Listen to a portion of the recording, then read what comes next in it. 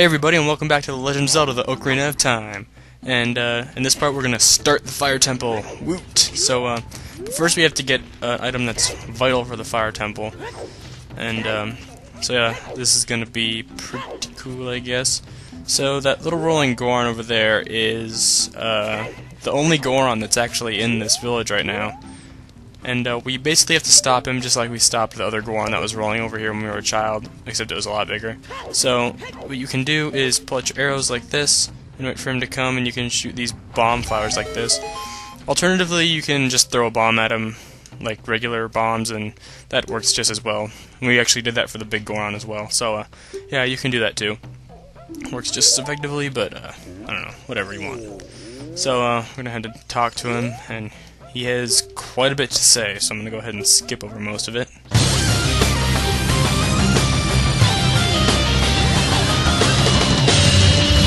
So now he's going to give us the heat-resistant tunic known as the Goron's Tunic. So this is vital. You need it for the Fire Temple. It allows you to walk into hot places without having that timer that you saw before when I went to Death Mountain as a child. There's a timer that counted down to our death, and now we don't have that anymore. And basically what that Goron was telling us is that his name is actually Link, because Darunia is his father, and he named him Link after the great hero, us. So, yeah, that's what we get for saving the Gorons when we were a child. So, yeah, he told us about a little backstory on the boss, Volvagia, of the Fire Temple, and he says that Ganondorf is going to feed Gorons to him, and they're all at the Fire Temple, stuff like that, but yeah. So, now, this is actually, I lied before, this is another Goron in the Goron village. And he'll sell you the Giant's Knife, which is a very powerful sword, but it costs 200 rupees. Now, the downsides to the Giant's Knife. For one, it takes 2 hands to wield, so you can't use your shield very effectively. And you can actually, if you slash it against the wall a few times, it will eventually break. And so this is what I like to call the Giant's Knife's nub. So basically you just have the hilt of the sword and a little bit of the blade.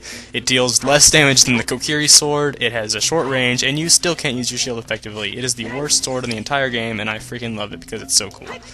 But yeah, some enemies you can't even kill with this sword because, like I said before, it does less damage than the Kokiri sword, so you actually have to use a jump attack if you want to kill certain enemies like that. So, of course. So, yeah, I mean, you know, if you want to do a challenge, you can add on to your 3-heart run by using that sword throughout the entire game when you get it, so, you know, you can do that, but, for me, I am not. There's another sword, essentially like the Giant's Knife, called the Goron sword, which we will be getting later on, so, yeah, that's what you're going to want to do there. Now, it's really hot in here, so we're going to head and equip our Goron's Tunic, which I probably should have done when I was getting on this Master Sword, but whatever. And I need the hookshot too. God, I just need to keep going to the pause menu. So, yeah, we're going to go ahead and go over here. You can either latch onto the bridge. Come on.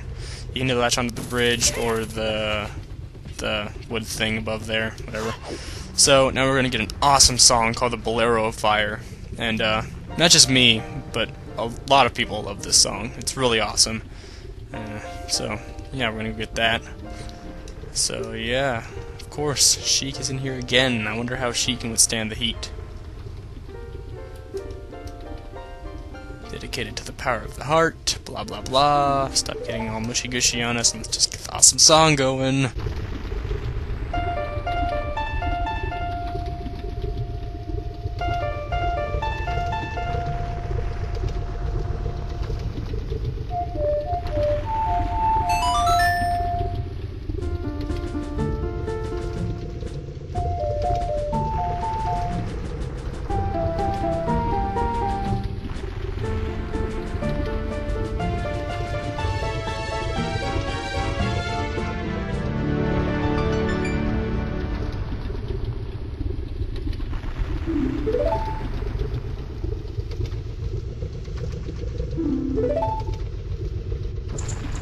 So yeah, there you go. Not only is it one of the coolest songs in the game, but that is one of the coolest cutscenes in the game in my opinion. So, yeah, that's pretty awesome. Now we got the Bolero of Fire, which means we can return here whenever we want just by playing that song. It'll simply teleport us back to this little platform right there, which is actually good because we're going to come back here as a kid later on to get some stuff, but yeah, we'll do that after the fire temple because I know we're all just antsy in our pantsy to get there. So let's go ahead and do that. Just make sure you don't fall without grabbing the ladder 1 or 2 times, just so you don't hurt yourself. Of course, I don't think a heart of damage is really going to kill you that fast, but whatever. Okay, so this is the fire temple. You can expect lots of fire-based enemies like fire keys and fire slugs, which we'll, get to eventually. So, yeah, an interesting bit of trivia about this temple is that the music, in older, like the first version, it had men chanting about Allah, but, like Muslim chanting, but later they removed it, and, yeah, it's not all they removed from the game, but that's just, like, something they, that's one of the things they took out of the game. So, like, in this version, this is the GameCube version, so it's not going to have that chanting. And, yeah, it's just an interesting bit of trivia for you. So, this is Darunia. We recognize him from when we were a child, blah, blah, blah. He says he's concerned because I don't have a legendary hammer, and he's going to go try to beat Volvagia, which is the boss of this dungeon. So, yeah, he's pretty toast, I'd say. No pun intended. So, yeah, he actually goes in the boss room, but what I don't get is he freaking locked the door behind him. Like, what an ass. Yeah, we need to get in there. Now we have to go find the boss key to get in there. It's like, come on, dude. Anyway, whatever, it doesn't really matter. So, we're going to be saving Gorons throughout this temple. Hooray! So, with each Goron comes a small key, which is what we were really wanting. So we don't really care about the Gorons, we just care about the keys.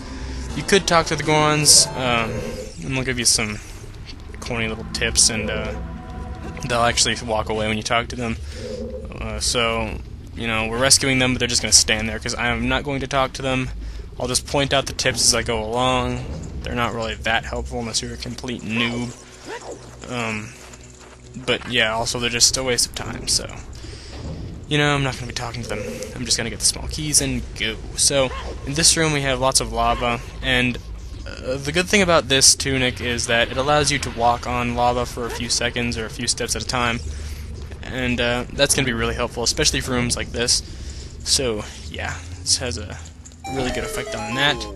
Go ahead and rescue this Goron, or more or less gather the small key that he is holding with him. It's kind of weird that they lock up these Gorons with keys. I mean, I know their cells are opened by switches, but it's like, we're gonna lock you up.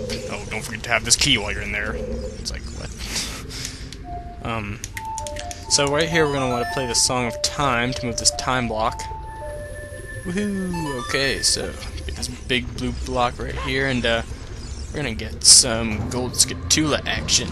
That was kind of weird. Anyway, so here we have these tiles, which technically I'm not going to count them as a new enemy, but we do have like-likes. I don't think we've faced like-likes yet, but they can be really mean. Ah, tile behind me. But they can be really mean because they can suck up your shield and your tunic if you're not careful. Ooh. But yeah, they're actually kind of gross. Like, I've always wondered what they're made out of exactly. It's like, anyway.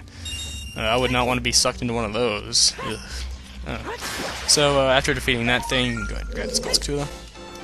An interesting thing about the like, I remember, not recently, but a few years ago, I actually got it to, like, extend its body length and, like, reach up to the ceiling somehow. Maybe it was a glitch, I'm not really sure, but if anybody knows, like, how that happened, if there's actually some kind of way you can do that in the game, then I'd be glad to know that information.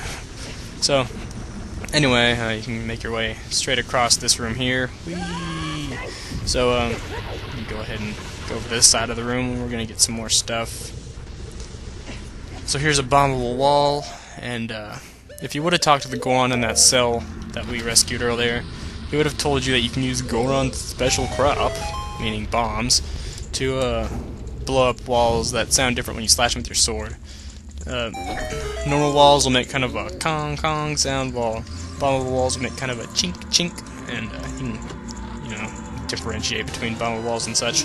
And often bombable walls will look different, but sometimes they won't, so it's a good idea to keep that logged away in your memory. So, yeah, now that we have all that stuff, we can go ahead and continue in this room, just going straight across the other side from the beginning of the temple, which is right over here. Alright, so now we're in this room. And, okay, so what we're going to want to do is actually climb up this wall right here. And use your hook shot to get a little... apparently not. If you're facing straight, you could. Come on. There we go. So, just go ahead and climb up here. Try getting as close to the ceiling as possible so you don't have to walk across these short little areas. And you can use your hook shot on these bats, but sometimes you'll hook shot forward towards them if you don't hit them straight on, so you can be a little safer and use arrows if you want. So we're going to head and push this block right here. And just keep doing this. Push it, push it, push it. Come on. What am I, giving birth? It's like... Okay, anyway, so this actually is like an elevator thing. It's some pretty strong fire to be able to push that block and ourselves up to the next floor.